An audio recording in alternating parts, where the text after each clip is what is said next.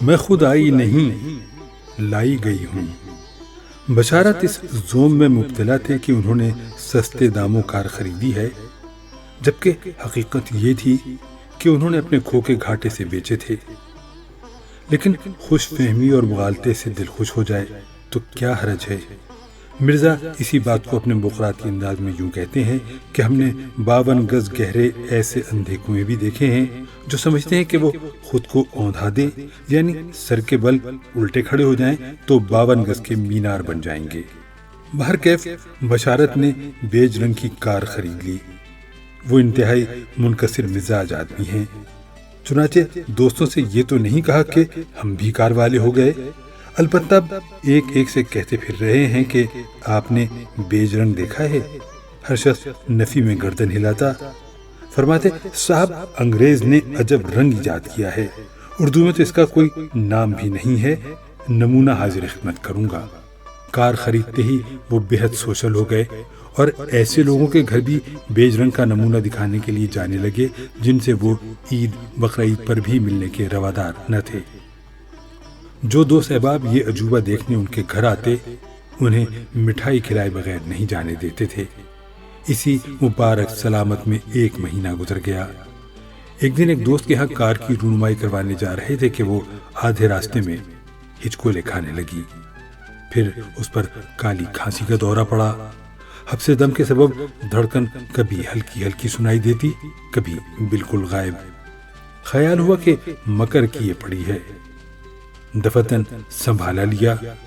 Head light میں ایک لحظے کے لیے روشنی آئی، ہارن نے کچھ بولنا چاہا مگر نقاہت مانے ہوئی۔ چند لمحوں بعد دھکڑ دھکڑ دھک دھک دھوں کر کے جہاں کھڑی تھی وہیں انجر پنجر بکھیر کے ڈھیر ہو گئی۔ ریڈیٹر کے ایک سرے سے بھاپ اور دوسرے سے تلل تلل پانی نکلنے لگا۔ گدھا گاڑی سے کھنچوا کر گھر لائے، مستری کو گھر بلا کر دکھایا۔ اس نے بونٹ کھولتے ہی 3 دفعہ دائیں ہاتھ سے اپنا ماتھا پیٹا۔ بشارت نے پوچھا خیر تو ہے؟ بولا بہت دیر کر دی، اس میں تو کچھ رہا ہی نہیں، سب پرزے جواب دے چکے ہیں۔ آپ کو مجھے 6 مہینے پہلے بلانا چاہیے تھا۔ بشارت نے جواب دیا کہ بلاتا کہاں سے، خریدے ہوئے کل 1 مہینہ ہوا ہے۔ بولا تو پھر خریدتے وقت پوچھا ہوتا۔ آدمی سراہی بھی خریدتا ہے تو پہلے ٹن ٹن بجا کر دیکھ لیتا ہے، یہ تو کار ہے۔ آپ زیادہ خرچ نہیں کرنا چاہتے تو میں فی الحال کام چلاؤ مرمت کیے دیتا ہوں۔ بزرگ کہہ گئے ہیں کہ آنکھوں گوڈوں میں پانی اتر آئے تو معجون اور چمپی مالش کارگر نہیں ہوتی، پھر تو لاٹھی بیساکھی چاہیے یا جوان جورو۔ بشارت کو اس کی یہ بے تکلفی بہت ناگوار گزری، مگر غرض مند صرف آئینے کا منہ چڑھا سکتا ہے۔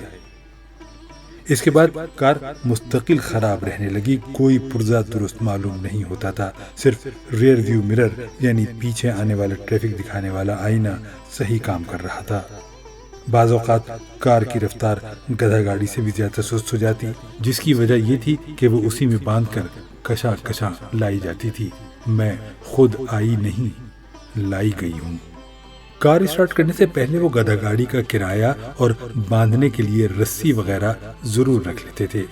اس مشینی جنازے کو گلیوں میں کھینچے پھرنے کا عمل، جسے وہ ٹو کرنا کہتے تھے، اس کثرت سے دہرایا گیا کہ گھر میں کسی نیفے میں کمر بند اور چارپائی میں ادوان نہ رہی اور ثانی ذکر پر سونے والے رات بھر کروٹ کروٹ جھولا جھولنے لگے۔